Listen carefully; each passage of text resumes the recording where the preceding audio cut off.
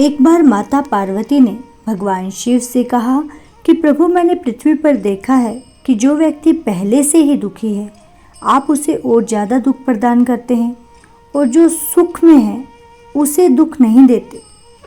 भगवान ने इस बात को समझाने के लिए माता पार्वती को धरती पर चलने के लिए कहा और दोनों ने इंसानी रूप में पति पत्नी का रूप लिया और एक गांव के पास डेरा जमाया।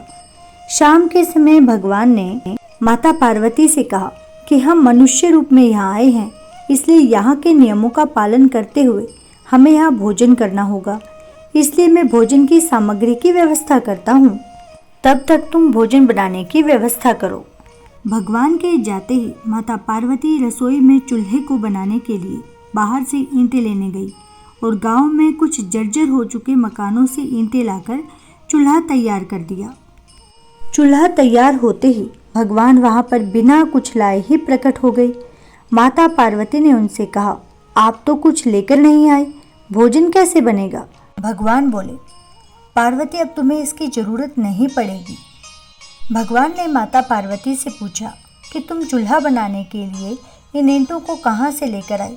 तो माता पार्वती ने कहा, प्रभु, इस गांव में बहुत से ऐसे घर भी हैं जिनका रख रखाव सही ढंग से नहीं हो रहा है। उनकी जर्जर हो चुकी दीवारों से मैं ईंटें निकाल कर ले आई। भगवान ने फिर कहा, जो घर पहले से ही खराब थे तुमने उन्हें और खराब कर दिया। तुम ईंटें उन सही घरों की दीवारों से भी तो ला सकती थी। माता पार्वती बोली, प्रभु, उन घरों में रहने वाले लोगों ने उनका रख रखाव बहुत सही तरीके से किया हुआ है और वो घर सुंदर भी लग रहे हैं। ऐसे में उनकी सुंदरता को बिगाड़ना उचित नहीं होता। भगवान बोले, पार्वती, यही तुम्हारे द्वारा पूछे गए प्रश्न का उत्तर है। जिन लोगों ने अपने घर का रख रखाव अच्छी तरह से किया है, यानी सही कर्मों से अपने जीवन को सुंदर बना रखा है, उन लोगों को दुख कैसे हो सकता है? मनुष्य के जीवन में जो भी सुखी है वो अपने कर्मों के द्वारा सुखी है, और जो दुखी है वो अपने कर्मों के द्वारा ही दुखी है। इसलिए हर एक मनुष्य को अपने जीवन में ऐसे ही कर्म करने चाहिए जिससे उन इतनी मजबूत व खूबसूरत इमारत खड़ी हो कि वह कभी भी कोई भी उसकी एक ईंट भी ना निकाल पाए।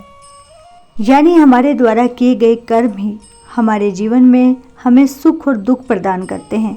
जो इंसान अच्छे कर्म करता है उसे जीवन में सुख मिलता है, और जो बुरे करता है उसे जीवन में दुख मिलता है। इसलिए हमें हमेशा अच्छे कर्म करने चाहिए। सत्कर्म ही हमें सद्गति प्रदान करते हैं।